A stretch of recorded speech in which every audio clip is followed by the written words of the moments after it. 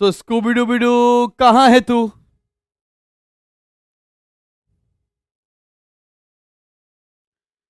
Scooby डूबी do, आ गया हूं। चलो भाई चलो, जिंदगी की गतिविधि आगे बढ़ाते हैं। और आज का जो ये वीडियो होने जा रहा है, इस वाले वीडियो में सिर्फ concept concept concept concept concept चलेंगे। वो सारे कंसेप्ट जिसमें डायग्राम्स हैं, वो सारे डायग्राम्स आज इसी वीडियो में होने वाले हैं। अगर आप ये सोचकर आए हो कि ये वाली क्लास में मैं एमसीक्यू कराने वाला हूं, एक दो एमसीक्यू करा सकता हूं, लेकिन सिर्फ एमसीक्यू कराने वाला हूं कि ये इंपॉर्टेंट क्वेश्चन है जो आपकी जिंदगी बदल देंगे, अबे तो मेरी जान तुम बेवकूफ थोड़े ना हो। ठीक है कि नहीं बात? नहीं भैया।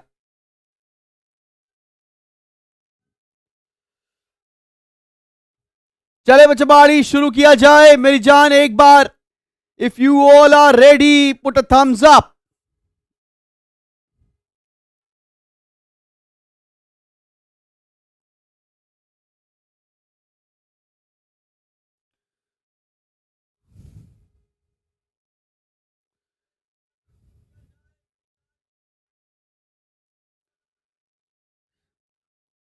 चलो मेरी जान शुरू करते हैं। सबसे पहला जो डायग्राम शुरू हो रहा है, पहले आपको पता होना चाहिए किस चैप्टर्स में डायग्राम्स, ग्राफ्स ज्यादा हैं, जिनके बेसिस पर हमको आंसर देने होंगे। नोट से कर सकते हो स्टडी भाई। सबसे पहला चैप्टर नेचर एंड स्कोप, उसमें कोई भी डायग्राम नहीं है। आते हैं चैप्टर नंबर 2 के ऊपर। अब हमारा चैप्टर शुरू होता है थ्योरी ऑफ डिमांड। तुम चाहो तो मेरे साथ साथ बना लो या देखते चलो। चलो मेरी जान जल्दी जल्दी से देखते हैं, थ्योरी ऑफ डिमांड के ऊपर आते हैं।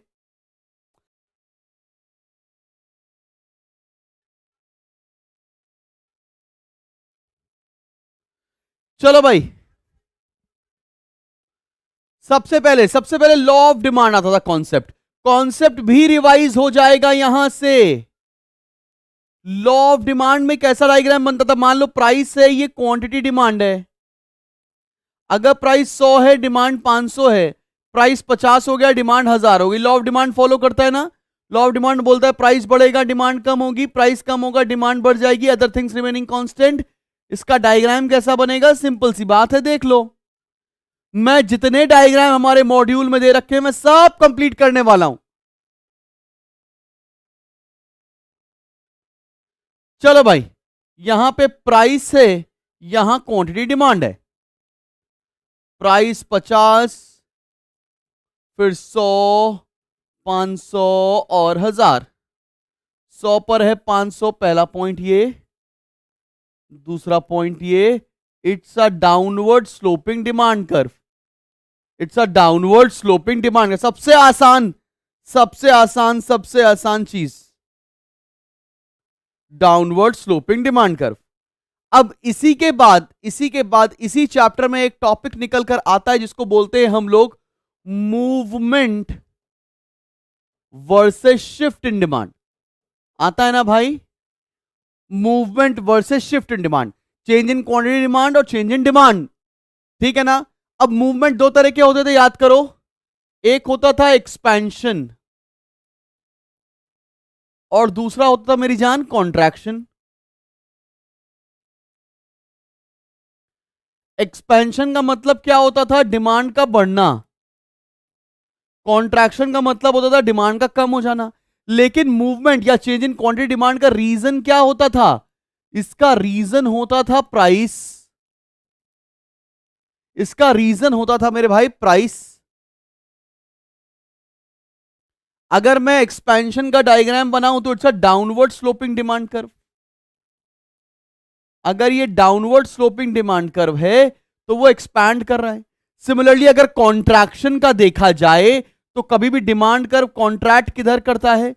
जब डिमांड कर्व अपवर्ड स्लोपिंग हो तो वो डिमांड कर्व कॉन्ट्रैक्ट करता है। बहुत सारे बच्चे पूछते हैं क्या कोई आपके पास वो 100 मैजिकल क्वेश्चन है जिससे मैं सीए बन जाऊंगा? नहीं भाई, सिर्फ कंसेप्ट है जिससे तुम सीए बन पाओगे।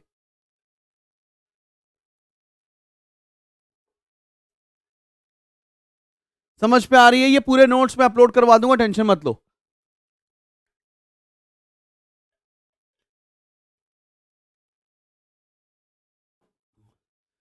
मूवमेंट या चेंज इन क्वांटिटी डिमांड का रीजन होता है सिर्फ और सिर्फ प्राइस। शिफ्ट क्या होता है? शिफ्ट होता है राइटवर्ड, फिर होता है लेफ्टवर्ड। राइटवर्ड शिफ्ट का मतलब होता है डिमांड का बढ़ना, लेफ्टवर्ड शिफ्ट का मतलब होता है डिमांड का कम हो जाना। और शिफ्ट को चेंज इन डिमांड बोलते हैं। शिफ्ट का रीजन क्या होता है? Other determinants.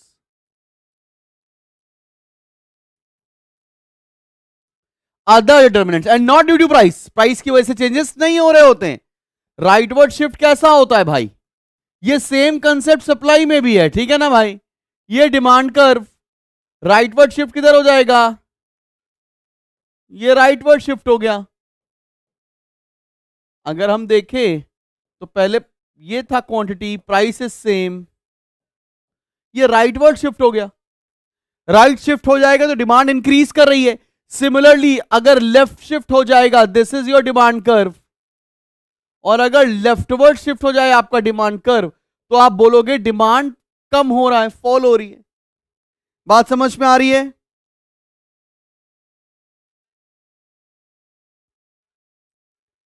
क्लियर बच्चा बाड़ी?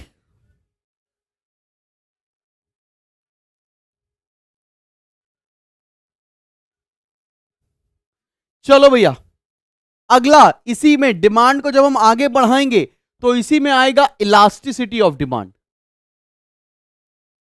इलास्टिसिटी ऑफ डिमांड आते ही जिस टॉपिक में सबसे पहले डायग्राम है वो है degrees of elasticity. Degrees of elasticity सबसे पहला आएगा perfectly elastic.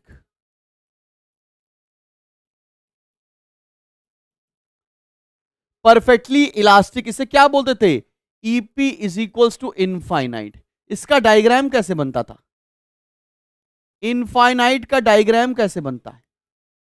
Parallel to X axis, ये डिमांड कर्व है आपका, क्या है? EP is equals to infinite.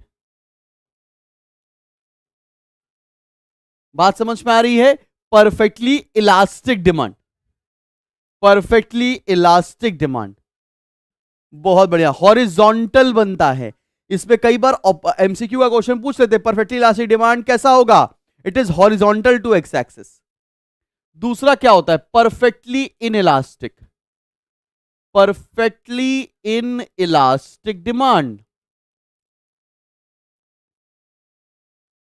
EP is equal to 0 बोलते हैं इसको। Perfectly inelastic demand, X axis origin, Y axis, ये डिमांड कर्व। मतलब प्राइस बढ़े चाहे कम हो जाए, चाहे कुछ भी हो जाए, डिमांड रिमेन सेम। प्राइस बढ़े, प्राइस कम हो जाए, डिमांड रिमेन्स सेम। ऐसा होता है नेसेसरी गुड्स के केस में, राइट? इसमें क्या बोलते हैं आप? It's a vertical curve, vertical to Y axis. याद रखना ये बात, ठीक है ना? चले चले चले भाई, आगे बढ़ा जाए। Third, unitary elastic. Unitary elastic बोले तो EP is equal to 1। EP is equal to 1, X axis origin, Y axis. यहां से प्राइस है, यहां से क्वांटिटी है। अब ईपी इक्वल्स टू 1 में कंडीशन क्या होती थी? जितना प्राइस में चेंज आएगा उतनी क्वांटिटी में चेंज आएगा। मतलब change in price is equal to change in quantity. ऐसा नॉर्मल गुड्स के केस में होता था। Change in price is equal to change in quantity, इसको बोलते थे EP is equal to 1, unitary elastic. बात समझ में आ रही है सब लोग? बहुत बढ़िया, बहुत बढ़िया।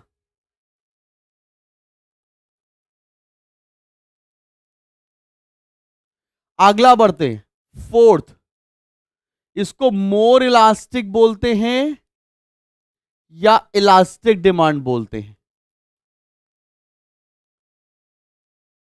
when EP is more than 1, when EP is more than 1, इसका डायग्राम कैसा बनता है मेरी जान? आओ देखो, X axis origin, Y axis, ये this is the demand curve. अब यहां पर होता क्या है, प्राइस में थोड़ा सा चेंज और डिमांड में बहुत सारा चेंज। प्राइस में थोड़ा सा चेंज, डिमांड बहुत ज्यादा फ्लक्चुएट करती है, मतलब change in quantity is more than change in price. इसे बोलते हैं ये प्राइस सेंसिटिव है बहुत ज्यादा गुड्स, इसीलिए बोलते हैं इसको highly elastic, more elastic. EP is more then 1। अब आते हैं लास्ट इलास्टिसिटी के ऊपर, वो है लेस इलास्टिक और in elastic demand. when EP is less than 1, x axis origin, y axis demand कर भाई, ठीक है ना? ये प्राइस है, ये क्वांटिटी, ठीक है? मतलब प्राइस में बहुत सारा चेंज, क्वांटिटी में बहुत कम change. Change in price is more than change in quantity. इसमें हम लोग बोल सकते हैं कि ये जो प्रोडक्ट्स हैं वो बहुत ज्यादा प्राइस सेंसिटिव नहीं है। चलो भैया, चलो भैया, बढ़ते हैं। यहां तक की बातें समझ में आ रही सब लोग को? ये नोट से आपका सारे डायग्राम क्लियर हो जाएंगे, काय को परेशान हो?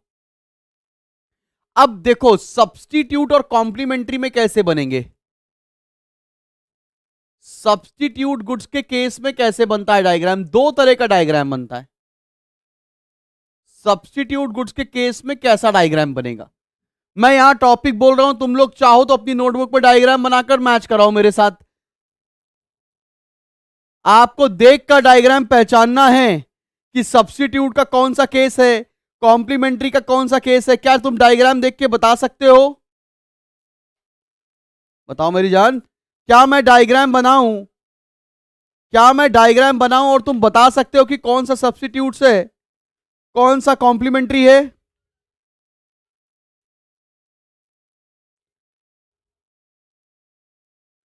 अबे बताओ ना। चलो,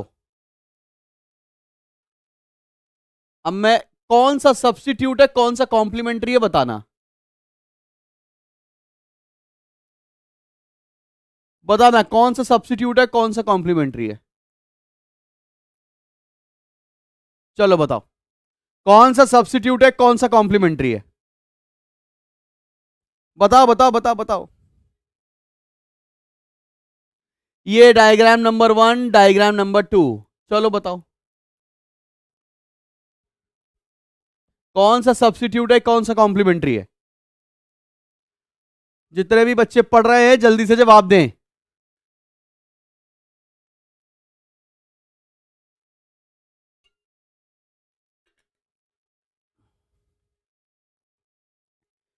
यस, ये वाला सब्स्टिट्यूट का केस है और ये कॉम्प्लीमेंट्री का केस है। बहुत बढ़िया, सारे बच्चों ने बिल्कुल सही बता दिया है। थोड़ा थोड़ा याद आ रहा है, अरे मैं याद दिलाऊंगा ना। यहां देखो, price of coffee, demand of T, ठीक है ना भाई? प्राइस अगर कॉफी की बढ़ जाएगी, डिमांड टी की बढ़ने लगेगी। याद आ गया? कोई दिक्कत वाली बात तो नहीं। यहां क्या होगा? Price of petrol, demand of car. समझ में आ रही है बात? बहुत बढ़िया, सब बच्चों ने ये जवाब एकदम बिंगो दे दिया, बिंगो। चलो भैया, सब्स्टिट्यूट और कॉम्प्लीमेंट्री का भी केस सब बच्चों को यहां तक क्लियर है, तो मुझे नहीं लगता यहां तक कोई दिक्कत होनी चाहिए। अब हम आते हैं इसी के अगले सिबलिंग चैप्टर में, जिसका नाम है consumer behaviour. Consumer behaviour unit number 2 है। देखो, जितना भी डायग्राम की भसड़ है वो सिर्फ और सिर्फ माइक्रो के अंदर ही तो है ना। है कि नहीं भाई? हाँ, सब्स्टिट्यूट्स में इनवर्स, यस यस, बिल्कुल ठीक है, बिल्कुल ठीक है पी भाई, बहुत बढ़िया।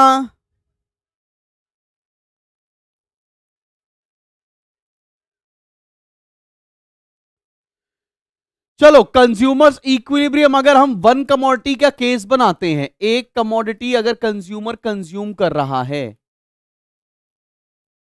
तो इक्विलिब्रियम कैसे स्ट्रक होता है?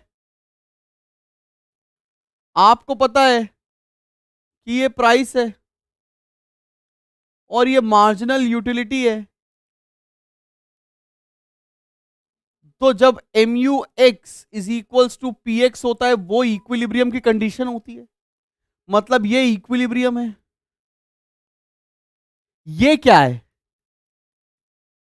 ये क्या है, जल्दी से बताओ, ये क्या है?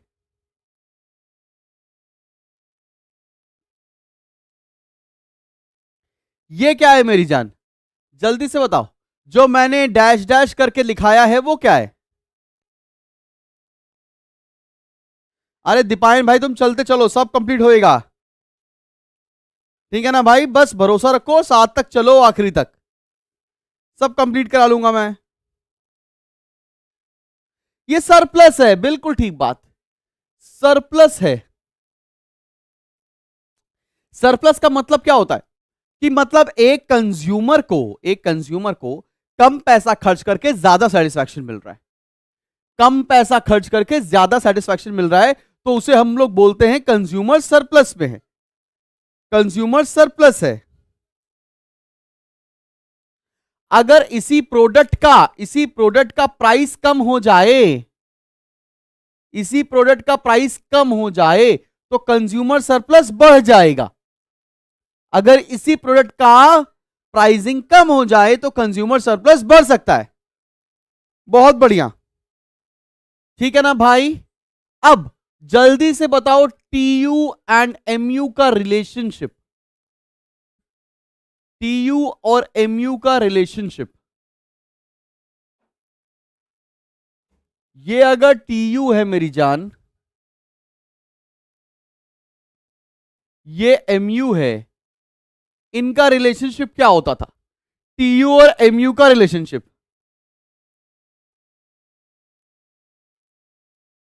हाँ केतन बिल्कुल ठीक है यार, ठीक है ना भाई? TU और MU का रिलेशनशिप,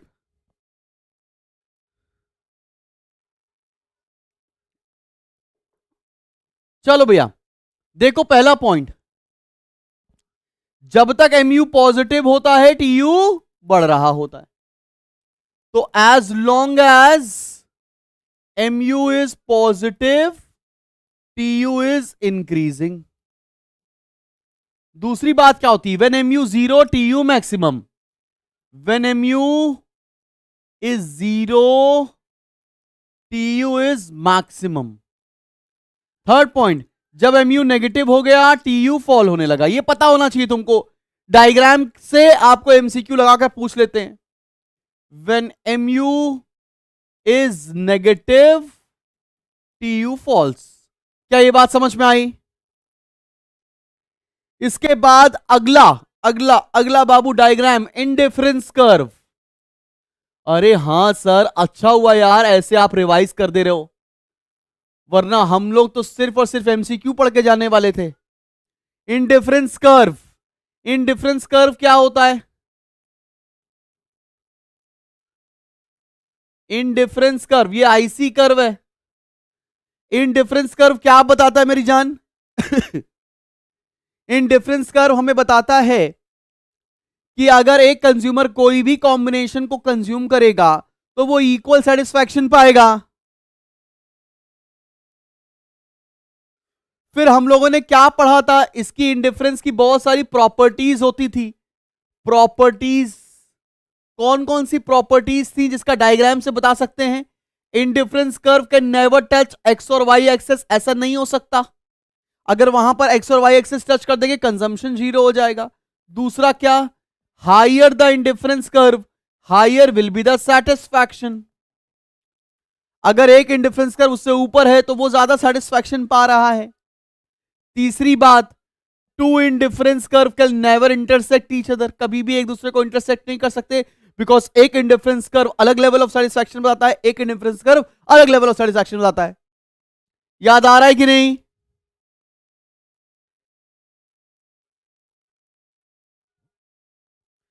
फिर हम लोगों ने पढ़ा था सर एक इंडिफरेंस मैप भी तो होता था। आप तो भूल ही गए सर। अरे कैसे भूल सकते तुम्हें, तुम आज तक भूले क्या उसको? नहीं ना, याद आती है ना तुम्हें उसकी? हाँ सर, याद तो आती है सर। हाँ तो बस, मैं भी नहीं भूलूं। इंडिफरेंस मैप क्या होता था? इंडिफरेंस मैप का मतलब क्या है? सेट ऑफ इंडिफरेंस कर्व्स अगर एक डायग्राम में बना देंगे तो।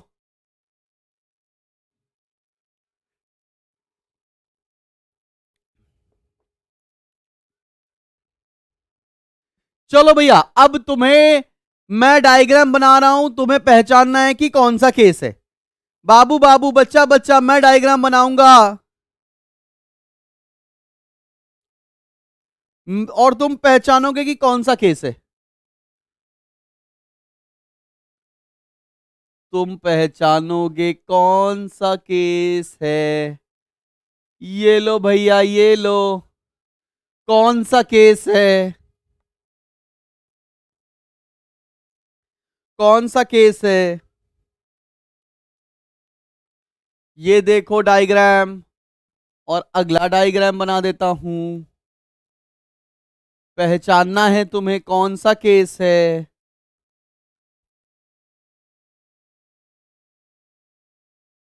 बताओ बताओ बताओ। ये डायग्राम 1 कौन सा केस, डायग्राम 2 कौन सा केस?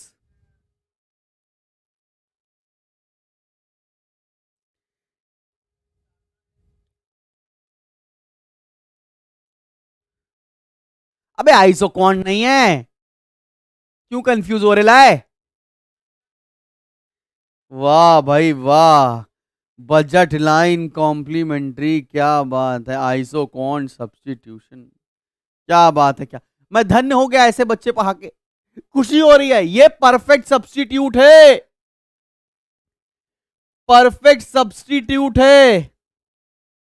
तभी एक्स और वाई एक्सेस टच कर रहा है, या तो ये कंज्यूम होगा या ये कंज्यूम होगा। ये परफेक्ट कॉम्प्लीमेंट्री है।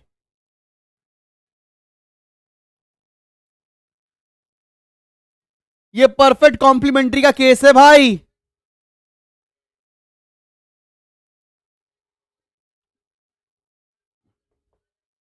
समझ आई बात?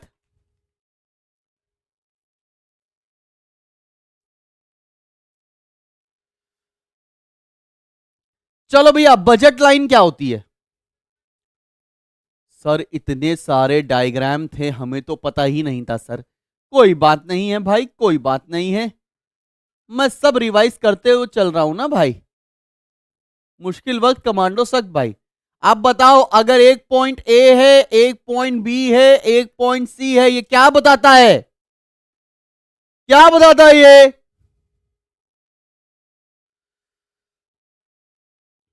अगला कॉन्सेप्ट बजट का, बजट लाइन का डायग्राम है ये।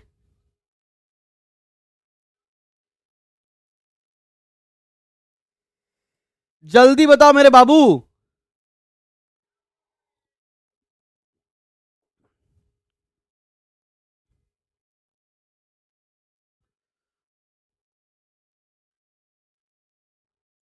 अरे बजट लाइन का डायग्राम तो ये है ही, हम बता तो रहे ना आपको।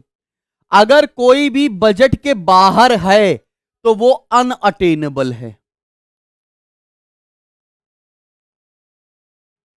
जो बजट के ऊपर है और बजट के अंदर लाई करता है वो अटेनेबल कॉम्बिनेशन होता है। ठीक है ना भाई? हाँ, फुल बजट इज यूज, बिल्कुल ठीक, बिल्कुल ठीक, बिल्कुल ठीक। इसके बाद आता था हमारा कंज्यूमर्स इक्विलिब्रियम। इसके बाद हमारा अगला इमीडिएट टॉपिक आता था कंज्यूमर्स इक्विलिब्रियम। कैसा आता था कंज्यूमर्स इक्विलिब्रियम? मैं डायग्राम बनाकर दिखा देता हूं आपको।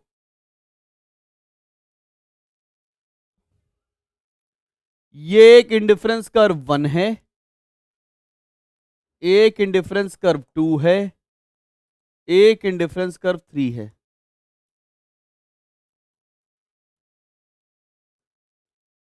अब भैया ऐसा डायग्राम बनता था हमारे कंज्यूमर इक्विलिब्रियम पे, इसकी कंडीशन क्या होती थी?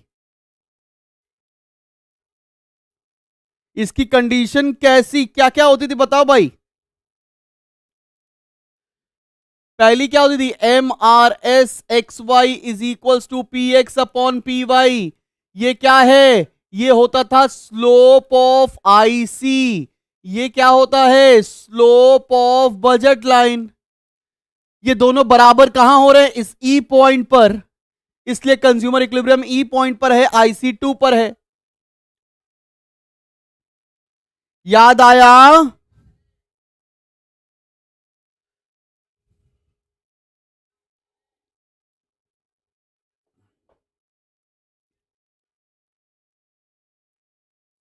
चलो भैया, सारे बच्चों को यहां तक समझ में आ गई बातें। अब बाबू बच्चा हम लोग आगे बढ़ते हैं, अगले टॉपिक पर आते हैं। अब देखो, हम ना सप्लाई के न्यूमेरिकल, सप्लाई के डायग्राम आपको नहीं बताएंगे क्योंकि वो एग्जैक्टली सेम है डिमांड जैसे, ठीक है ना। लेकिन मैं एक चीज आपको बताऊंगा बस, जैसे ही अगला चैप्टर सप्लाई शुरू होता है, अब मैं बस एक डायग्राम बनाऊंगा और तुम बोलोगे ये क्या ही हो गया हमारे साथ। और उस डायग्राम के ऊपर, उस डायग्राम के ऊपर आपसे जरूर क्वेश्चन पूछा जाएगा। ये टॉपिक था market equilibrium and social efficiency. Market equilibrium and social efficiency. याद आया है क्या किसी बच्चे को ये टॉपिक था? ऐसा कोई टॉपिक भी था, किसी को याद है क्या? Market equilibrium and social efficiency. अरे कैन नॉट इंटरसेक्ट टीचर, कहां कैन इंटरसेक्ट कहां कर रहे हैं बाबू, तुम कैसी बातें कर रहे हो? चलो भैया आओ डायग्राम बनाओ। X axis origin, Y axis, जरा देखो भैया, देखो बाबू देखो, ये डिमांड है, ये सप्लाई है, ये डिमांड है, ये सप्लाई है, ये इक्विलिब्रियम प्राइस है, ये क्वांटिटी है। मुझे बताओ ये एरिया क्या कहलाता है, ये एरिया क्या कहलाता है? ऊपर वाला एरिया क्या कहलाता है, नीचे वाला एरिया क्या कहलाता है?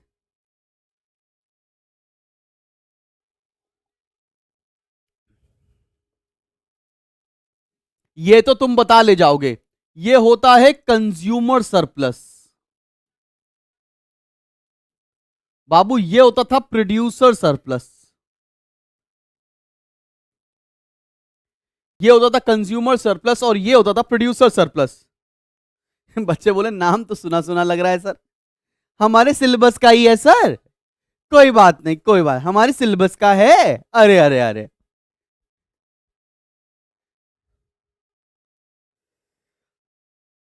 बहुत बढ़िया। ये कंज्यूमर सरप्लस और प्रोड्यूसर सरप्लस क्या होता था? कंज्यूमर सरप्लस का मतलब क्या है? कम पैसा देकर ज्यादा, कम मजा मिलना है। प्रोड्यूसर सरप्लस क्या होता था? ज्यादा पैसा मिल रहा है और कम डिलीवरी हो रही है, ठीक है ना भाई? अरे क्वेश्चन लेकर आ गए सर आप तो, ये क्या तरीका है?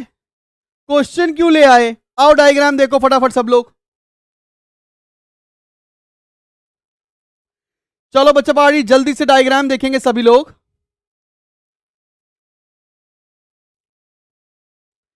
दिख रहा है सबको डायग्राम?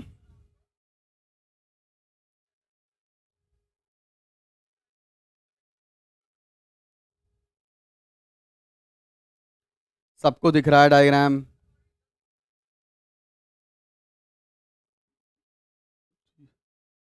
देख लिया?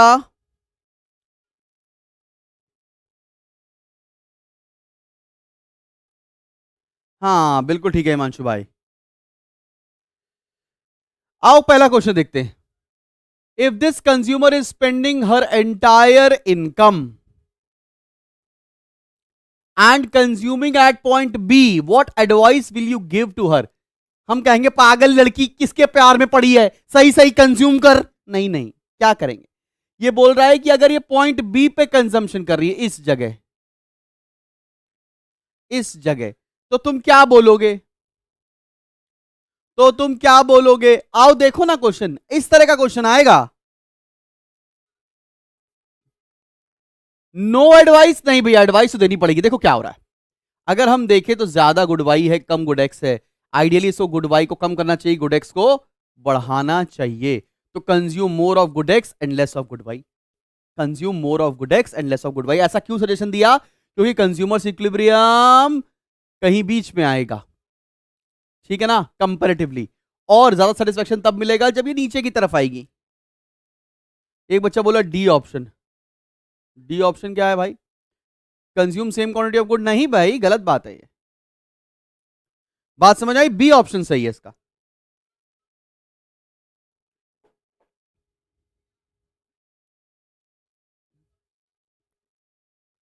चलो अगला क्वेश्चन देखो। विच of the following statement is true about this consumer? इस कंज्यूमर के लिए कौन सी बात सही है?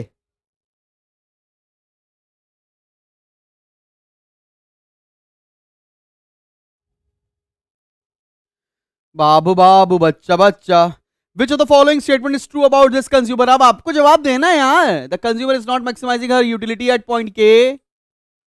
The consumer is spending her entire income on both goods. The consumer gets equal pleasure at both point B and K. All of the above. जितने बच्चे all of the above को ये सोचते हैं कि हरदम हरदम हरदम सही होता है, तो मैक्सिमम टर्म है सही होता है, बिल्कुल सही है, डी ऑप्शन इसका करेक्ट है। अगले पॉइंट पे आओ। सर एक और क्वेश्चन दे दिया, आपकी हिम्मत कैसी हुई सर?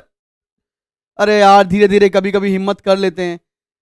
द इफेक्ट ऑफ, अब देखो ये डायग्राम देख लो, पहले कंज्यूमर सरप्लस ये था, फिर कंज्यूमर सरप्लस बढ़ गया, ये वही वाला क्वेश्चन आया है। अब बोला the effect of on consumer surplus of a fall in price from E to F is. आओ भाई देखो, जल्दी से देखो, फिर डिमांड के चैप्टर रफू चक्कर हो जाएंगे। आराम से देखो, अभी सिर्फ और सिर्फ 30-40 मिनट ही हुआ है पढ़ाते हुए, ठीक है ना। The effect on consumer surplus of fall in price from E to F, E से एफ पर जब आ गए तो क्या हुआ बताओ, बताओ जल्दी जल्दी।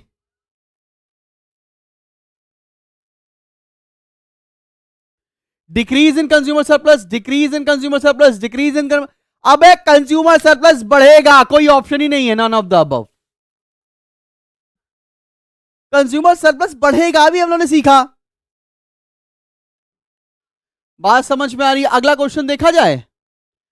When the price rises from F to E, जब प्राइस बढ़ रहा है एफ से ई की तरफ, एफ से ई मतलब यहां से यहां, अब हो रहा है कंज्यूमर सरप्लस डिक्रीज, एफ से ई की तरफ आ रहा है, तब क्या होगा? The increase in revenue on by the seller, seller ने क्या चेंजेस किए हैं, कितना रेवेन्यू बढ़ेगा सेलर को?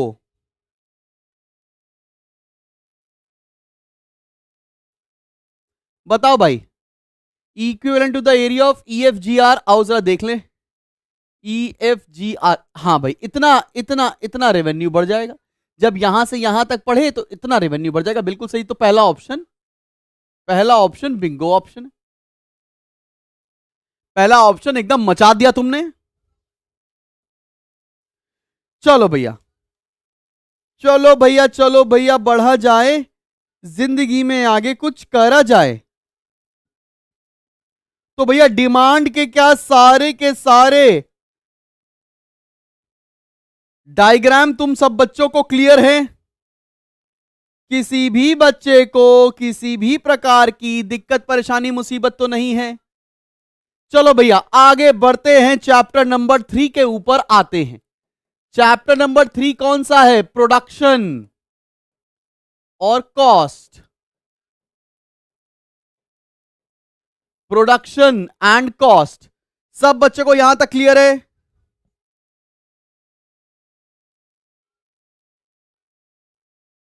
अब आते हैं मेरी जान प्रोडक्शन और कॉस्ट के ऊपर।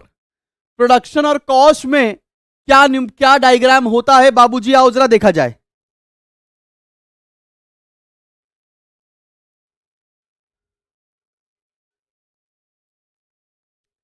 चलो भैया, जैसे ही प्रोडक्शन का चैप्टर आएगा लॉ ऑफ वेरिएबल प्रपोर्शन आएगा।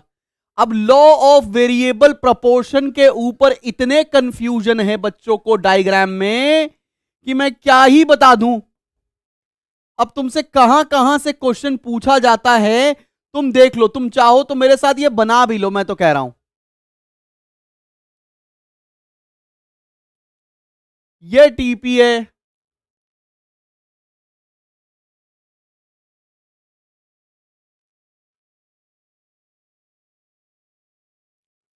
ये स्टेज 1 है, ये स्टेज 2 है, ये स्टेज 3 है। तुम भैया समझना, ये एमपी है,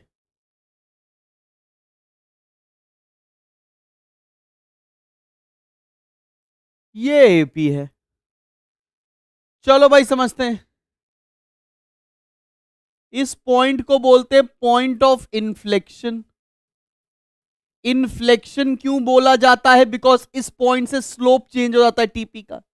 इस पॉइंट से स्लोप चेंज हो जाता है टीपी का। बात समझ में आई? अब तुमसे ये रिलेशनशिप पूछ लेंगे तुम्हारी बगैर मर्जी के, एपी एमपी का रिलेशनशिप क्या होता है, टीपी एमपी का रिलेशनशिप क्या होता है। इसके दो रिलेशनशिप ध्यान पे रखना।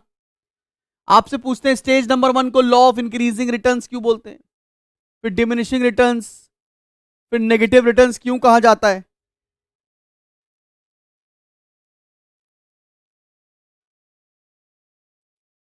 बात समझ में आ रही है बाबू? क्लियर? पॉइंट ऑफ इन्फ्लेक्शन क्या होता है? यहां से स्लोप ऑफ टीपी चेंज होता है। अब तुम अगर इस बात को ध्यान दे दो, ये जो मैंने पीक्स बनाई हुई हैं, तुम्हें मजा आ जाएगा। सबसे पहले एपी और एमपी में रिलेशनशिप देख ले जाए। एपी और एमपी में देखो भैया, when MP is more then AP, AP is rising. जब एमपी ज्यादा है एपी कम है तो एपी बढ़ रहा है। दूसरा पॉइंट, व्हेन एमपी, अबे, one MP is equals to AP, AP is constant. जब एमपी एपी एक दूसरे को कट करते हैं एपी कांस्टेंट होता है और एपी हाईएस्ट पॉइंट पर होता है। तीसरा, when MP is less than AP, AP falls. बस इतनी सी बात याद रखना, जब एमपी कम हो जाता है तो एपी फॉल करने लगता है। ये एमपी और एपी का बीच का रिलेशनशिप। सिमिलरली टीपी और एमपी का भी रिलेशनशिप होता है क्या? When MP is positive, TP is rising. When MP is zero, TP is maximum. Third, when MP is negative, TP falls. बस इतनी सी बात याद रखना, तुम्हें हेल्प हो जाएगी। अब एक क्वेश्चन आपके पेपर में जो दर्द दिलों के कम हो जाए, मैं और तुम हम हो जाए, आएगा ही आएगा। ये आइसोक्वांट क्या होता है? आइसोक्वांट, आइसोक्वांट क्या होता है? इंडिफरेंस कर्व नहीं होता है isoquant. Isoquant producer point of view से समझते हैं कि अगर कोई भी कॉम्बिनेशन प्रोड्यूस कर लो, सेम लेवल ऑफ यूनिट्स ही प्रोड्यूस हो रही, कोई भी मटेरियल का कॉम्बिनेशन ले लो, सेम लेवल ऑफ प्रोडक्शन ही होने वाला है। अब आइसोक्वांट और आइसोकॉस्ट के साथ आपसे प्रोड्यूसर्स इक्विलिब्रियम निकलवाते हैं, ठीक है ना? ध्यान देकर ये वाले का आंसर दो सब बच्चे लोग, सब बच्चे लोग इस वाले क्वेश्चन का आंसर दो, ठीक है ना? अगर मेरे को बहुत सारे आइसोकॉस्ट कर्व दे रखे हैं, बहुत सारे आइसोकॉस्ट, मान लो एक ये आइसोकॉस्ट है, फिर एक ये आइसोकॉस्ट है, फिर एक ये आइसोकॉस्ट है, फिर एक अगला आइसोकॉस्ट है। ये 4 आइसोकॉस्ट दे रखे हैं, L1, M1, N1, OO1। ठीक है भाई, कोई बात नहीं सुहाना, अब ये देखा रहा हो पेपर, अब कोई डिस्कस करने की बात नहीं। और एक आइसो क्वांट बना दिया मैंने। अब मुझे बताओ, एक कॉम्बिनेशन है ए बी सी डी ई, किस कॉम्बिनेशन में प्रोड्यूसर प्रोड्यूस करेगा? बताओ किस कॉम्बिनेशन में। तो ना बिलीव मी, आप पढ़ के जाओ पेपर देने, किस कॉम्बिनेशन में, किस पॉइंट पर, किस आइसो कॉस्ट कर्व पर प्रोड्यूसर प्रोड्यूस करेगा?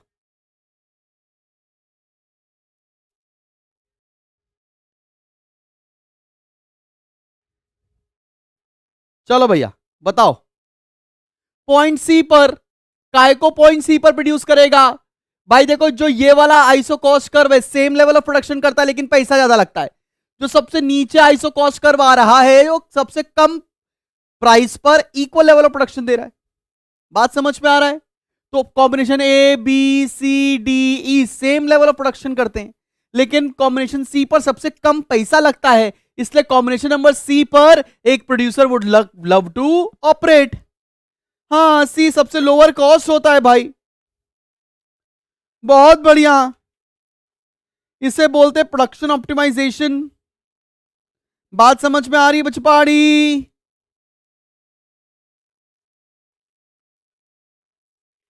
क्या बात है, क्या बात है मेरी जान, क्या बात है। अच्छा अच्छा, इसी में एक और बात बता देते हैं कि यार ये कर्व किसका होता है? ये कर्व किसका होता है? ये कर्व किसका होता है? Very good Jasleen.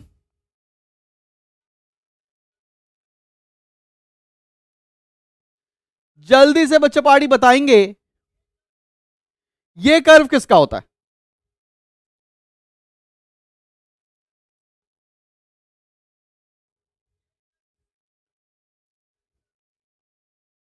ये लेबर सप्लाई का होता है, लेबर का, लेबर की सप्लाई का। बिकॉज इनका होता है backward bending curve. Backward bending curve ऐसा क्यों होता है? क्योंकि labour prefer leisure over money. Labour को ज्यादा पैसा दे दो तो भी काम करने को तैयार नहीं होते मालिक। Labour prefer leisure over money. सब बच्चों को समझ में आया? अरे हाँ सर, याद आ गया, याद आ गया। चलो भैया, चलो भैया, बढ़ते हैं, जिंदगी में आगे कुछ करते हैं। चलो, अब आ जाएगा कॉस्ट का चैप्टर, और कॉस्ट के जल्दी जल्दी डायग्राम देखते हैं। हम थर्ड चैप्टर पर आ चुके हैं, और फोर्थ और फिफ्थ, फिफ्थ में तो कुछ भी नहीं है, फिर खत्म है सारे डायग्राम यार। ठीक है ना, सारे डायग्राम क्लियर हो जाएंगे। हाँ, they have poor bargaining power, yes. देखो, कॉस्ट के चैप्टर में आते ही दो तरह की कॉस्ट है। सबसे पहले हम पढ़ते हैं short run. Short run cost, short run cost में अगर हम देखें तो total cost is equal to total fix cost plus total variable cost होता है। तो इसका मतलब क्या है, ध्यान से देखना। बाबू बाबू, बच्चा बच्चा, आराम से तुम देखते चलना। Fix cost is always parallel to X axis, because at every unit of output total fixed cost remains the same. Total variable cost starts from zero, because at zero level of output there is no variable cost involved. But whereas total cost starts from point above zero, because even at zero level of output there is fixed cost involved.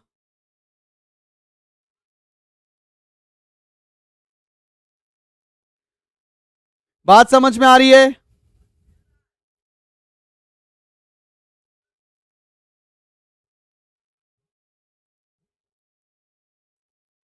इसको बोलते हैं completely variable cost, इसको बोलते हैं completely variable cost.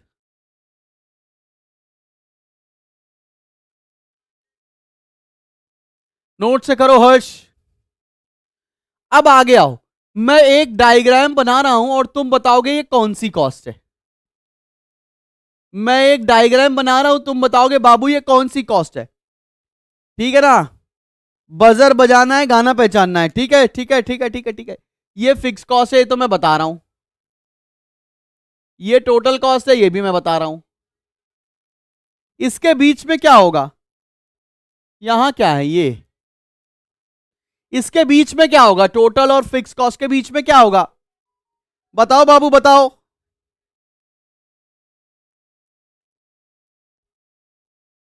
इसे क्या बोलते हैं, जल्दी से बताओ। अरफात भाई,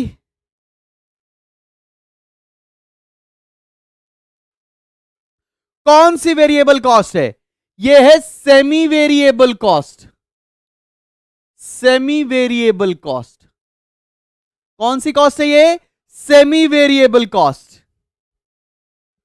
याद रखना, टोटल वेरिएबल कॉस्ट अभी पिछले पढ़ लिया हमने, ये इसके बीच में जो होगा वो है सेमी वेरिएबल कॉस्ट। बहुत बढ़िया। अब बाबू ये बताओ ये कौन सी कॉस्ट है,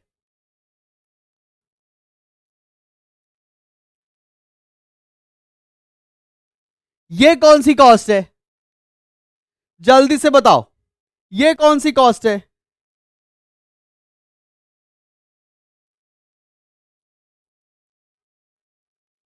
ये कौन सी कॉस्ट है, सारे बच्चे, श्याम कुमार भैया जल्दी से बताएंगे,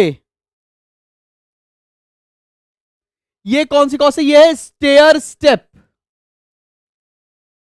वेरिएबल कॉस्ट।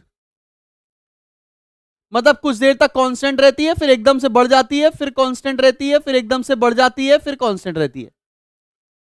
बात समझ में आ रही है कि नहीं, इसे बोलते हैं स्टेयर स्टेप वेरिएबल कॉस्ट। चलो भैया चलो आगे बढ़ते हैं, आगे बढ़ते हैं, आगे बढ़ते हैं। अब बताओ ये कौन सी कॉस्ट है, ये कौन सी कॉस्ट है, गेस करो जल्दी जल्दी, ये कौन सी कॉस्ट है। आ जाओ बच्चा बाड़ी, जल्दी से बताओ ये कौन सी कॉस्ट है।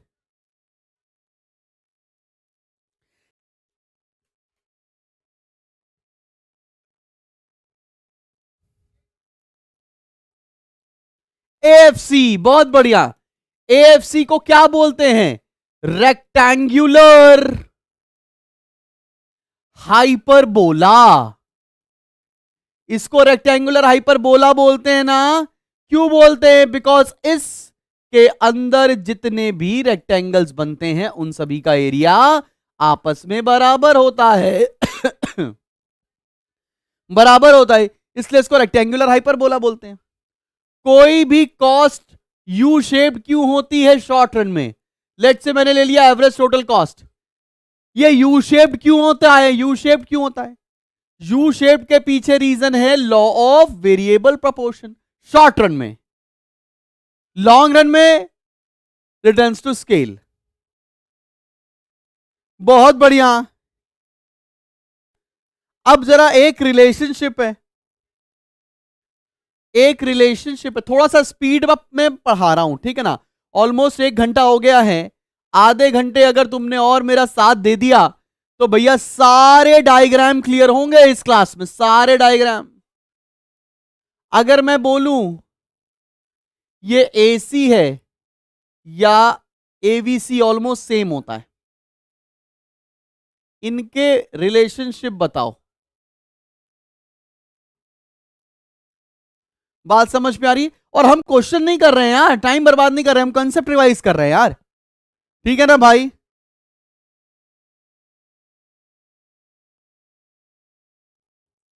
इनके बीच का रिलेशनशिप पता है ना आपको, इनके बीच का रिलेशनशिप क्या होता है, पहला, when MC is less than AC, AC falls. जब MC कम होता है AC से, AC फॉल होता है।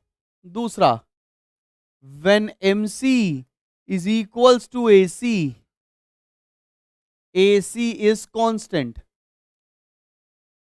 तीसरा, when MC is more than AC, AC rises। अब ये AC ABC दोनों के साथ सेम रिलेशनशिप है। अब इस रिलेशनशिप के ऊपर अगर तुम्हें डायग्राम की पिक्चर क्लियर है तो तुम लिखकर आ जाओगे आंसर, ऑप्शन सही सेलेक्ट कर लोगे। बात समझ में आ रही कि नहीं? चलो भैया, अब आते हैं लॉन्ग रन के ऊपर। Long run cost, short run cost हो चुका है, अब आते हैं बाबूजी लॉन्ग रन कॉस्ट कर्व के ऊपर। अगर तुम बहुत ध्यान से एक डायग्राम देखो, long run average cost curve ऐसा होता है LAC, long run average cost curve ऐसा होता है यू शेप्ड। अरफात अभी ध्यान दो यहां पर, शॉर्ट रन में होता है अरफात। और SAC कर्व कैसे बनते हैं? यहां पे कई सारे SAC कर्व बनते हैं, शॉर्ट रन कर्व। इनिशियल में ये डाउन मूवमेंट पर कट करते हैं, टेंजेंट होते हैं।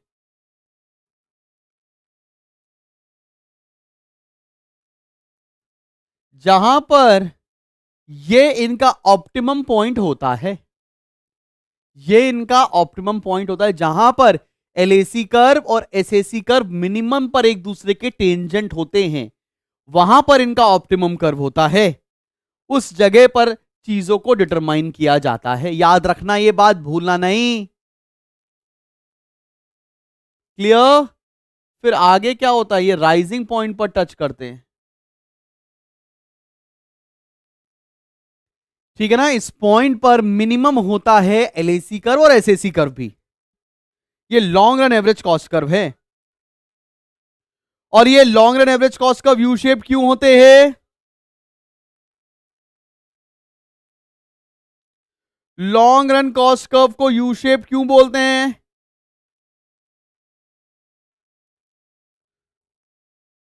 और अब उस चैप्टर पर आने जा रहे हैं।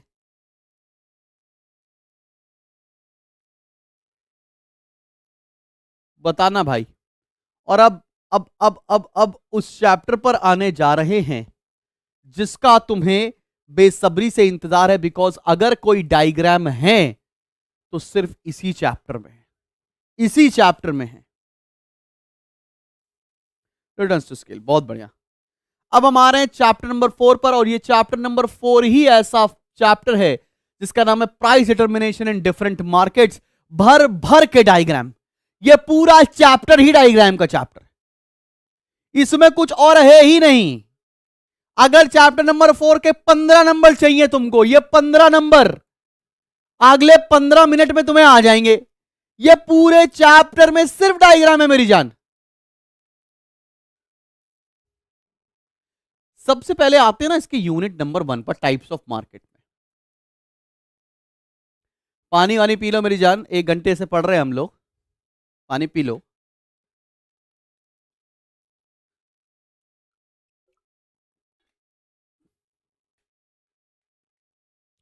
क्या बात है। मैं एक डायग्राम बना रहा हूं और तुम्हें उसको पहचानना है, बजर दबाना है, गाना गाना है। चलो भाई देखो, ध्यान से देखना बच्चा बाड़ी। ये मार्जिनल रेवेन्यू कर्व है, ये मार्जिनल कॉस्ट कर्व है, MC और MR कर्व है, MC और MR कर्व है।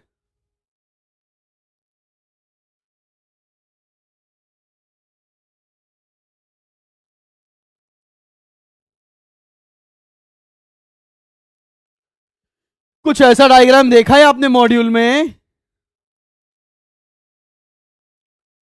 टोटल प्रॉफिट, टोटल प्रॉफिट, ऐसा कुछ डायग्राम देखा है क्या?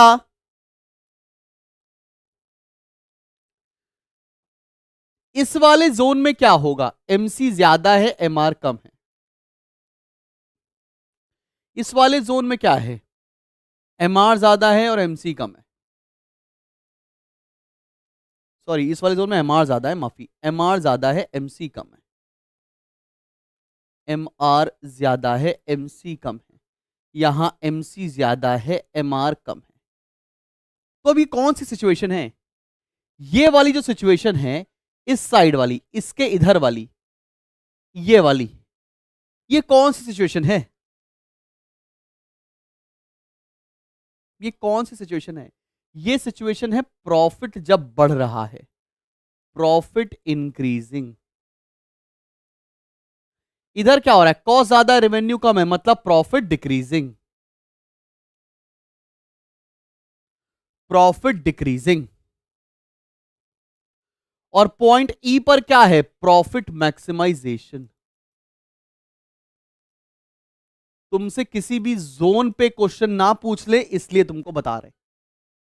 प्रॉफिट मैक्स, मैं थोड़ा साइड हो जाता हूं, देख लो आराम से। प्रॉफिट मैक्सिमाइजेशन, ये टॉपिक था हमारी बुक में, equilibrium of the firm, maximisation of profit.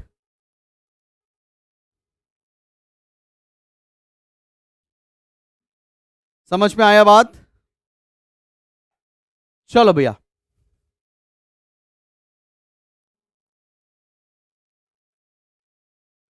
चलो भैया, चलो अब आते हैं सीधा यूनिट नंबर 2 पर।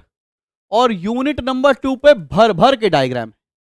यूनिट नंबर 2 है हमारी determination of prices, determination of prices. और यहीं पर आपको एक बेहतरीन सा इस साल एक ऐसा एमसीक्यू मिलेगा जो तुम्हें एकदम मजा दे देगा। सितंबर पेपर में भी आया था और उसमें 3-4 पार्ट होंगे, तो कम से कम 3-4-5 नंबर का वो एमसीक्यू आएगा।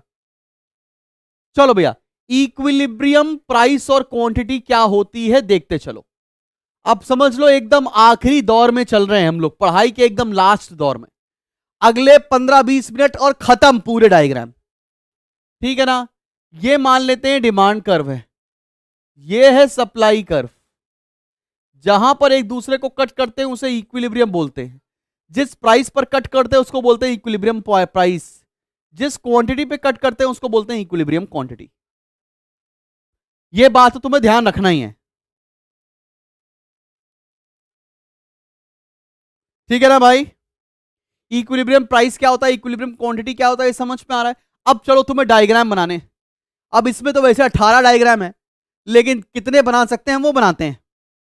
आओ भैया देखते हैं। सबसे पहले अगर मैं आपको सिचुएशन दूं कि डिमांड इज कांस्टेंट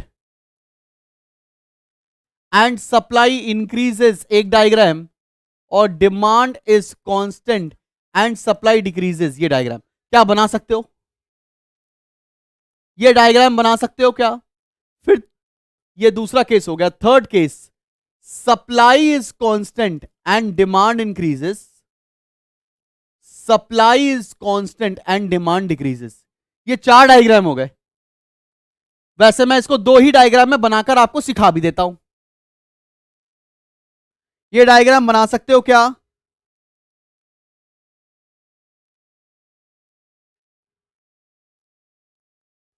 चलो भाई देखते हैं। जब भी क्वेश्चन शुरू करना हो तो X axis origin, Y axis, ये भैया डिमांड है, ये सप्लाई है, ये इक्विलिब्रियम है, ये प्राइस है और ये क्वांटिटी। अब देखो क्वेश्चन बोल क्या रहा है, डिमांड इज कांस्टेंट, मतलब डिमांड में कोई भी छेड़ाछाड़ी नहीं हो रही। क्या हो रहा है? सप्लाई बढ़ रहा है। सप्लाई किस साइड बढ़ता है? Right side. सप्लाई या डिमांड कुछ भी बढ़ता है तो किस साइड बढ़ता है? राइट साइड बढ़ता है, बढ़ रहा है। नया इक्विलिब्रियम ई डैश, नया प्राइस पी डैश, नई क्वांटिटी क्यू डैश। इसके ऊपर भर भर के क्वेश्चन मिलते हैं। इस चैप्टर से बच्चा परेशान हो जाता है और ये चैप्टर है बहुत आसान।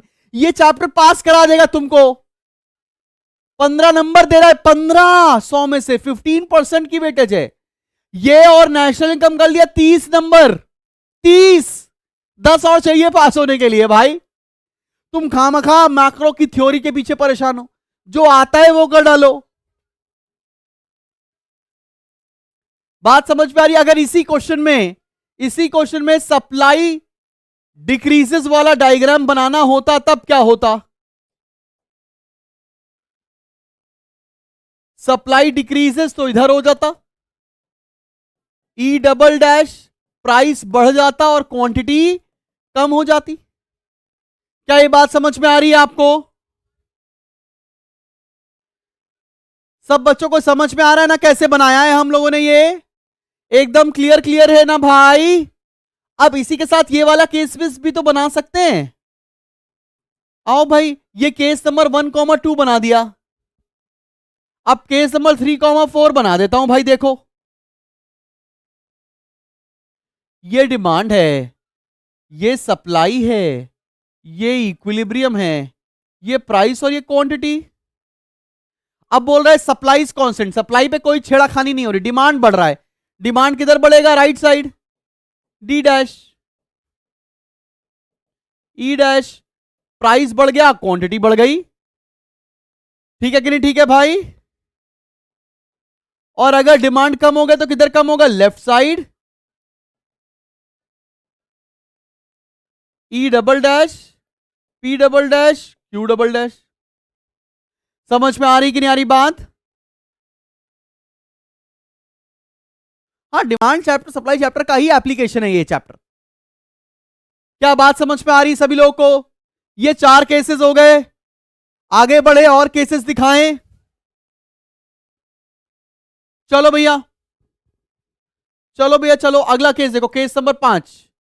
मैंने बोला increase in demand is equals to increase in supply, मतलब जितना डिमांड बढ़ रहा है उतनी सप्लाई बढ़ रही। फिर अगला case, increase in demand is more then increase in supply. 6th case. 7th case, increase in demand is less then increase in supply. क्या ये 3 डायग्राम बना सकते हो?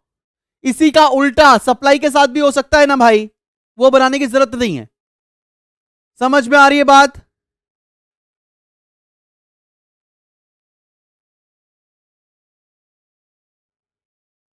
चलो, X axis origin, Y access.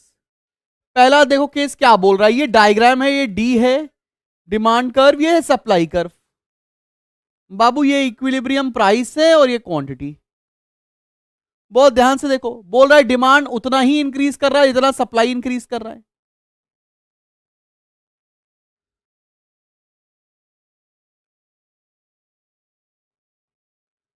अब मैं बिना स्केल के बना रहा हूं, ठीक है ना? इस केस में क्या होगा, जब increase in demand is equal to increase in supply तो price remains constant and quantity will increase. समझ आ रही है ना बात?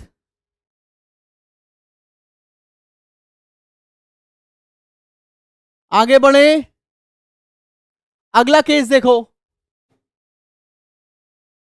ये डिमांड है, ये सप्लाई है बाबा, ये इक्विलिब्रियम प्राइस और क्वांटिटी। क्या बोल रहा है? डिमांड ज्यादा बढ़ रही है, सप्लाई कम बढ़ रही है। डिमांड ज्यादा बढ़ रही है, लो। सप्लाई थोड़ी सी बढ़ रही है, लो। ये आ गया इक्विलिब्रियम। तो कहने का मतलब है अब ये केस बन जाएंगे तुमसे, अब ये केसेस हो जाएंगे। इसके ऊपर एक क्वेश्चन देख लिया जाए। अगर बेसिक डिमांड सप्लाई क्लियर था तो इसके केसेस अब बन जाएंगे। अभी ऐसा भी हो सकता है एक बढ़ जाए एक कम हो जाए, तो भी हम बना तो सकते ही है ना यार। जल्दी बताओ। चलो एक क्वेश्चन देखते हैं, ये हमारी मॉड्यूल का क्वेश्चन है, ये हमारी मॉड्यूल का क्वेश्चन है, इसको दिमाग में रखना। और ऐसा क्वेश्चन इस बार के सितंबर में भी आया था, इस बार जनवरी में भी आएगा, क्योंकि इस चैप्टर से ये कॉन्सेप्ट को इग्नोर किया ही नहीं जा सकता है।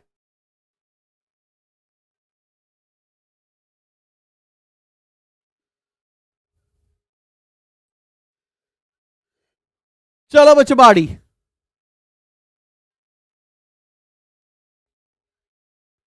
लिखा है D1 and S1 are the original demand and supply curves. D2, D3, S2, S3 are possible new demand and supply curves starting from the initial equilibrium point 1. पहला पॉइंट कौन सा है? 1. What point on the graph is most likely to result from each of the given in question number 1 to 4? 1 to 4 में कुछ changes आ रहे हैं, आओ समझते। चलो भाई, अरे क्वेश्चन कहां चला गया है भाई? हाँ, ये पहला क्वेश्चन देखो। Assume x is a normal good. Assume x is a normal good holding everything else constant, assume that income rises and the price of factors of production also increases। अब सुनना ध्यान से, ये डिटर्मिनेंट्स के ऊपर question पूछ रहा है। होल्डिंग एवरीथिंग एल्स कांस्टेंट, सब कुछ बाकी सारी चीजों को कांस्टेंट मान लिया। अज्यूम दैट इनकम राइजेस, अगर इनकम बढ़ेगी तो क्या होगा, पहले इसका इंपैक्ट सोचो। इनकम बढ़ेगी तो क्या होगा?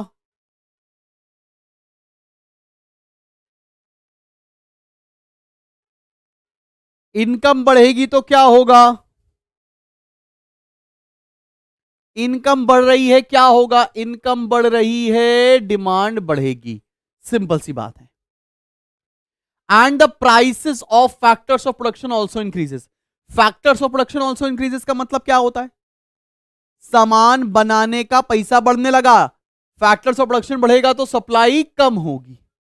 What point in the figure above is most likely to be the new equilibrium? अब जरा डायग्राम बना लो, डायग्राम से क्लियर हो जाएगा। ये डिमांड है, ये सप्लाई है, ये इक्विलिब्रियम था, इसको 1 पॉइंट से डिनोट किया था। अब क्या बोला? डिमांड बढ़ेगी, चलो डिमांड को बढ़ाते हैं। और बोल रहा है सप्लाई कम होगी, नया इक्विलिब्रियम यहां आ रहा है। ये कौन से पॉइंट पर बताया हुआ है क्वेश्चन में? ये कौन से पॉइंट पर दिखा रखा है क्वेश्चन में? अब डायग्राम देखो, 1 से ऊपर वाला पॉइंट, पॉइंट नंबर 2, तो इसका आंसर क्या हो गया? Point number 2। Point number 2। अगर डायग्राम नहीं आता था तो तुम ये क्वेश्चन छोड़ के आ रहे थे भाई। पॉइंट नंबर 2 इसका करेक्ट जवाब है।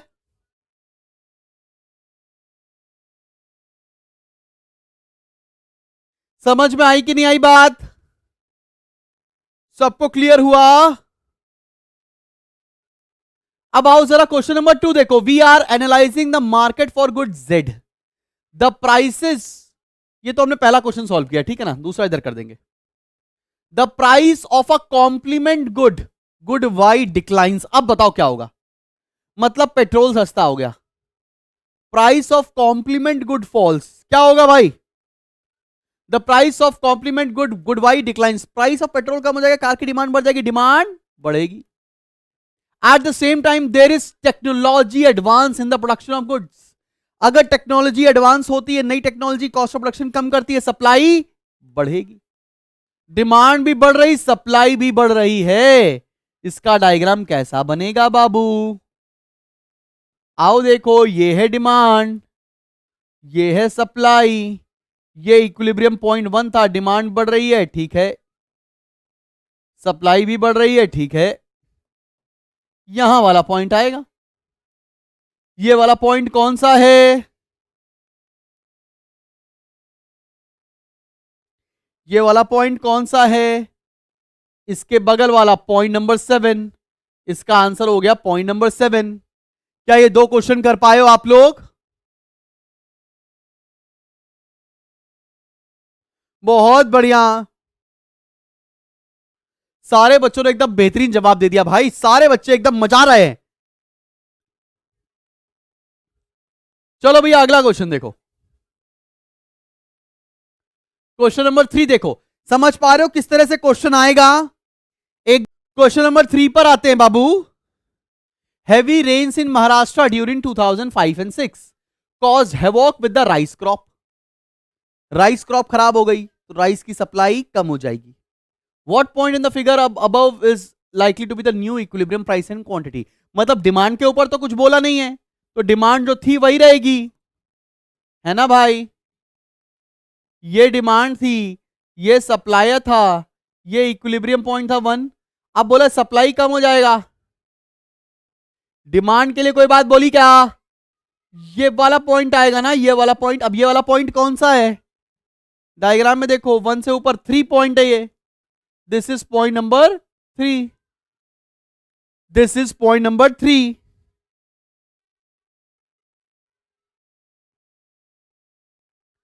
समझ में आया कि नहीं?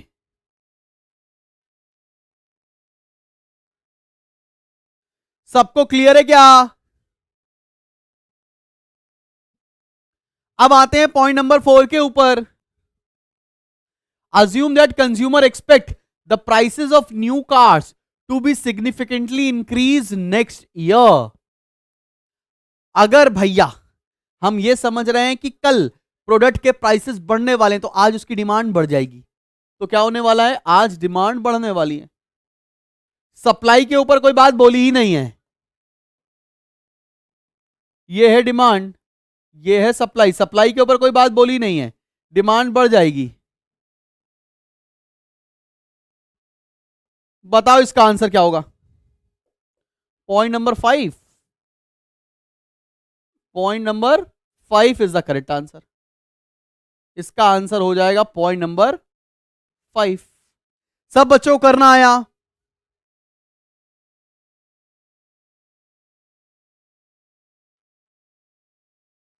सबको क्लियर? ये डायग्राम वाला टॉपिक यूनिट नंबर 3 पर आ जाओ भाई। और which is the last unit yet most competitive unit. चलो भाई, चलो मेरी जान, फटाफट से बढ़ते हैं।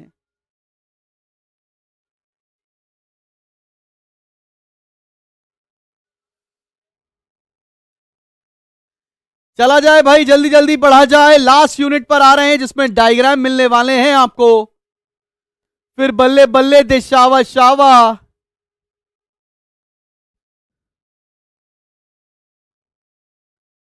फिर बल्ले बल्ले हैं, शावा शावा है सर।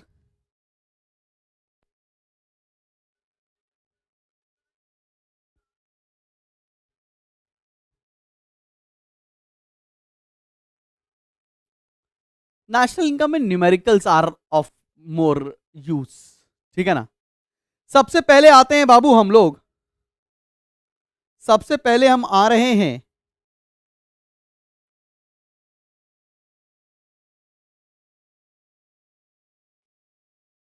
बेटा, सक्षम याद नहीं होगी तुमको, रीड करके जाना पड़ेगा। केशव बेटा अननेसेसरी ट्रैप में मत फंसो, ठीक है। अब आओ देखो, परफेक्ट कंपटीशन होता है ना, परफेक्ट कंपटीशन। परफेक्ट कंपटीशन क्या होता है? प्राइस टेकर होता है। परफेक्ट कंपटीशन क्या होता है बेटा? प्राइस टेकर होता है। प्राइस टेकर होता है। मान लो ये एक इंडस्ट्री है, ये एक इंडस्ट्री का प्राइस है, ये है इंडस्ट्री। तो परफेक्ट कंपटीशन क्या करता है?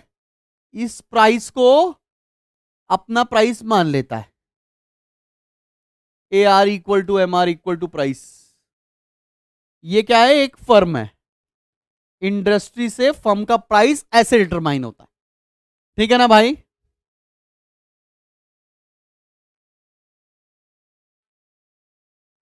मीत नोट्स पढ़ ले अब।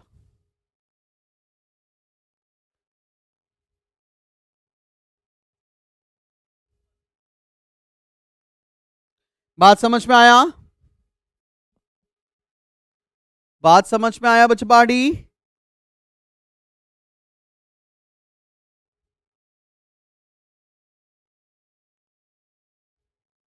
चलो भैया आगे बढ़ते हैं। अभी हम लोग सब कुछ शॉर्ट रन में पढ़ रहे हैं, शॉर्ट रन में पढ़ते चलो। हाँ भैया, चलें भैया। अब मैं आपको 3 डायग्राम बनाने जा रहा हूं, वो डायग्राम एकदम मन से देखो, और तुम्हें उन डायग्राम के ऊपर सप्लाई कर्व डिटरमाइन करने के लिए पेपर में पूछा जाएगा। शॉर्ट रन में, शॉर्ट रन में एक perfect competitive firm, short run में एक परफेक्टली कॉम्पिटिटिव फर्म क्या क्या करती है? एक शॉर्ट रन में परफेक्टली कॉम्पिटिटिव फर्म कैसे कैसे प्रॉफिट और लॉसेस को इनकर करती है। तो भैया एक केस बनाने जा रहा हूं एबनॉर्मल लॉस का, एक केस नॉर्मल प्रॉफिट का, एक केस लॉसेस का। तुम डायग्राम देखते चलो और तुम्हें मजा आती चलेगी, बिलीव मी। याद रखना, एक मैं आपको कंडीशन बता रहा हूं, जब A R is more than A C तो उसे बोलते हैं एबनॉर्मल प्रॉफिट, और A R equal to A C normal profit. A C is more than A R, जब कॉस्ट ज्यादा होगी तो उसे बोलेंगे लॉस। ठीक है ना भाई? ये 3 पॉइंट याद रख के चलना। शॉर्ट रन में तीनों केसेस होते हैं एक परफेक्ट कॉम्पिटिटिव फर्म के साथ। ये है A R equal to M R equal to price, तीनों केसेस बता रहा हूं। A R equal to M R equal to price, A R equal M R equal price.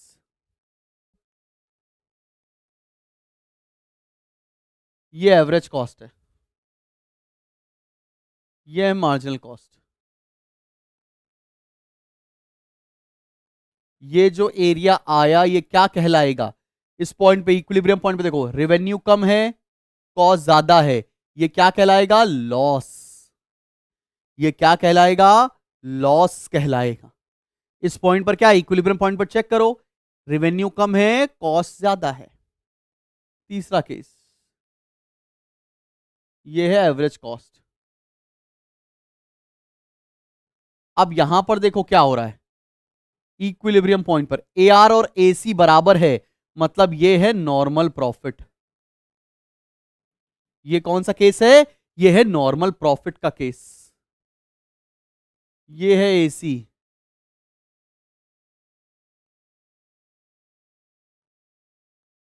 ये कौन सा केस हो गया? रेवेन्यू ज्यादा है, कॉस्ट कम है, ये हो गया एबनॉर्मल प्रॉफिट। ये हो गया एबनॉर्मल प्रॉफिट। क्या ये बात समझ में आई?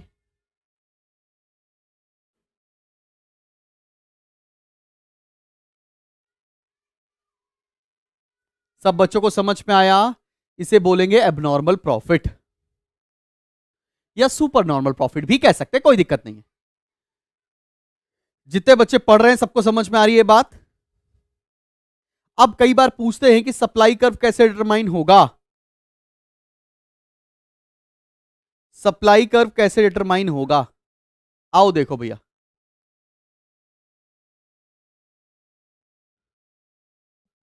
बात समझते चलो। कई सारी सिचुएशन ले लिया, A R zero equal to M R zero,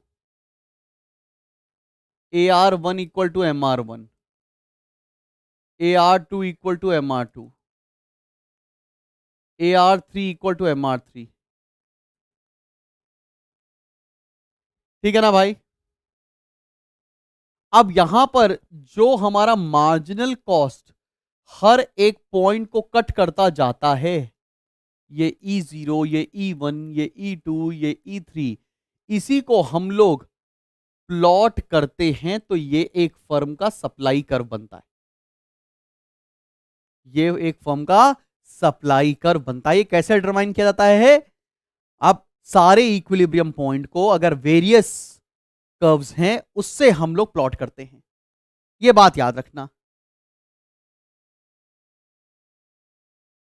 अब मेरी बात सुनते चलो, आगे बढ़ते हैं। अब अगला क्वेश्चन कि सर लॉन्ग रन में एक परफेक्टली कॉम्पिटिटिव फर्म कैसे प्रॉफिट्स को इनकर करेगी? चलो बताओ, लॉन्ग रन में एक परफेक्टली कॉम्पिटिटिव फर्म कैसे प्रॉफिट इनकर करेगी? लॉन्ग रन में एक परफेक्टली कॉम्पिटिटिव फर्म कैसे प्रॉफिट इनकर करती है? आंसर है नॉर्मल प्रॉफिट इनकर करती है। काय को नॉर्मल प्रॉफिट इनकर करती है? क्योंकि क्योंकि क्योंकि क्योंकि क्योंकि क्योंकि एक बिजनेस में अगर स्टार्टिंग में बहुत सारा एबनॉर्मल प्रॉफिट हो रहा होता है, उसको देखता देखता बहुत सारी firms enters into the market, और फिर धीरे धीरे जो एक्स्ट्रा प्रॉफिट है वो वाइप आउट होने लगता है और नॉर्मल प्रॉफिट ही अर्न करती है।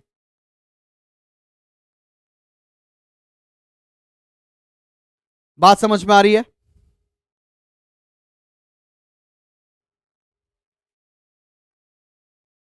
इतनी बात तुमको पता होनी चाहिए।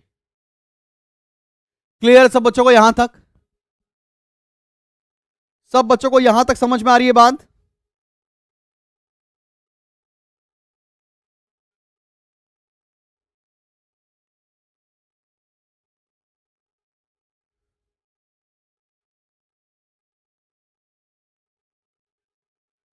चलो भैया आगे बढ़ते हैं। अगली कंडीशन है मोनोपोली की। अगली कंडीशन आती है मोनोपोली की। याद रखना, अगली कंडीशन आती है मोनोपोली की। जितना बताता जा रहा हूं उतना आप करते चलो, आपको मजा आ जाएगा, मैं बता रहा हूं। अब शॉर्ट रन में क्या होता है? शॉर्ट रन में तो तीनों केसेस होते हैं। 10 minutes more, just 10 minutes more students. सबसे पहले देखो मोनोपोली में कर्व कैसे होते हैं। ये एक एवरेज रेवेन्यू कर्व है और ये एक मार्जिनल रेवेन्यू कर्व है। ये एक एवरेज रेवेन्यू कर्व है, ये एक मार्जिनल रेवेन्यू कर्व है।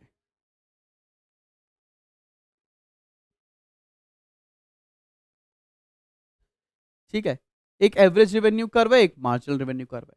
अब आपको समझना पड़ेगा, मैं आपको इसमें भी तीन केसेस होंगे। A R is more than A C वाला, A R equal to A C वाला, A R is less than A C वाला। याद रखना भैया, इसमें भी तीन केसेस आएंगे। ठीक है बच्चा पार्टी, इसमें भी तीन केसेस आएंगे। समझते चलना भैया। चलो मैं एक डायग्राम बना रहा हूं और तुम बताओ ये कौन सा केस है। ये है एसी, एवरेज टोटल कॉस्ट, और ये है एमसी। अब तुम ऐसा डायग्राम देख के पागल हो ही जाओगे, ये डायग्राम पागल ही हो जाओगे। ये क्या है? एमआर और एआर जहां कट करते हैं इक्विलिब्रियम है। ये प्राइस। अब ये केस कौन सा हुआ? ए आर ये है, ए सी ये है, तो ये कौन सा केस हुआ? ध्यान से देखो ना, ये ए आर है, इस पॉइंट पर करस्पॉन्डिंग ए सी ये है, तो बीच का केस क्या हो गया? सुपर नॉर्मल प्रॉफिट, एब नॉर्मल प्रॉफिट। ये कौन सा केस बना? एब नॉर्मल प्रॉफिट। इसे बोलेंगे एब नॉर्मल प्रॉफिट। सबको समझ में आई बात? सबको समझ में आई बात? आओ अगला डायग्राम देखो और बताना किस चीज का डायग्राम है। देखते चलो भाई। This is average revenue, this is marginal revenue. ठीक है, ये है हमारा मार्जिनल कॉस्ट। एमआरएमसी जहां कट करता है वो इक्विलिब्रियम, वो इक्विलिब्रियम, और ये है इक्विलिब्रियम प्राइस और क्वांटिटी। देखते चलो भाई, देखते चलो भैया, देखते चलो। और मैं बोल रहा हूं एवरेज कॉस्ट ये है, एवरेज कॉस्ट ये है। तो अभी क्या हो गया? रेवेन्यू यहां, कॉस्ट यहां, ये जो डिफरेंस आएगा ये क्या हो जाएगा? ये हो जाएगा लॉस, ये हो जाएगा लॉस। बात समझ में आया? ये हो जाएगा लॉस। बस अगर ये डायग्राम सीख लिया, इसके बाद सारे डायग्राम इसी से रिलेटेबल है और खत्म ही हो जाएगा टॉपिक। ठीक है ना? मोनोपोली देख लो बस बेटा।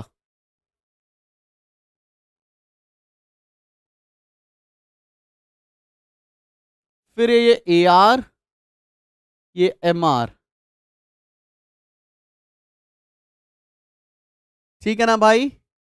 अब देखना ध्यान से, ये है marginal cost, equilibrium, price, quantity.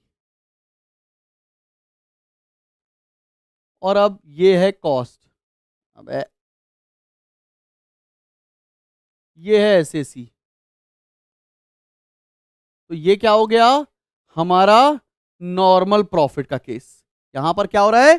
Normal profit हो रहा है। क्लियर है कि नहीं क्लियर भाई? ये है एसएसी, नॉर्मल प्रॉफिट का केस। क्या पेपर में डायग्राम बनाने को आ रहा है? नहीं।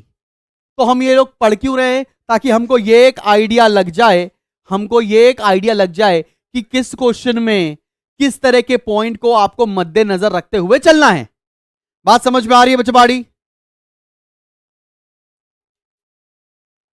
लॉन्ग रन में क्या होता है? लॉन्ग रन में मोनोपोली एंटर करती है सिर्फ एबनॉर्मल प्रॉफिट में, बिकॉज मोनोपोली को कोई भी कंपटीशन देने के लिए नहीं होता है और वो सिर्फ और सिर्फ नॉर्मल प्रॉफिट एबनॉर्मल प्रॉफिट ही अर्न करती है। क्या यहां तक की बात समझ में आ गई? So we have done almost everything when it comes to the diagram. और मोनोपोली के डायग्राम, मोनोपोलिस्टिक के डायग्राम एग्जैक्टली सेम है, तो उसको दोबारा करने की जरूरत हमें है नहीं। अब एक बात और पूछ ली जाती है कभी कभी कि ओलिगोपोली में किंग्ड डायग्राम क्यों होता है? एक डिमांड कर किंग्ड क्यों होता है? किंग्ड इसलिए होता है क्योंकि इसके ऊपर के एरिया में अलग इलास्टिसिटी होती है, इसके नीचे के एरिया में अलग इलास्टिसिटी होती है, इसलिए इसको किंग्ड डिमांड कर बोलते हैं। बात समझ में आ रही है? बस भैया तुमको यहां तक पढ़ना है, यहां तक पढ़ना है, ठीक है ना बच्चा पार्टी, और तुम्हारा काम बन जाएगा। एक और चीज देखते चलो जाते जाते, हाँ इसको पॉल स्वीजी का मॉडल बोलते हैं। एक बात और सुन लो जाते जाते, चैप्टर में बिजनेस साइकिल है। बिजनेस साइकिल में क्या होता था याद है? अगर हम एक ट्रेंड लेते हुए चले तो ये क्या आता था साइकिल में? जो टर्निंग पॉइंट्स होते थे उसे क्या बोलते थे? ये पीक होता है, ये ट्राउ, ये एक्सपेंशन फेज है, ये कॉन्ट्रैक्शन। याद रहेगा ना? फिर एक्सपेंशन, पीक, ट्राउ, कॉन्ट्रैक्शन, ऐसा करते हुए चलना। 2 मिनट और दे दो भाई, तो कुछ जो बची हुई चीजें वो भी करा दूं यार, जल्दी जल्दी मत करो ना। ठीक है ना भाई, बस 2 मिनट और।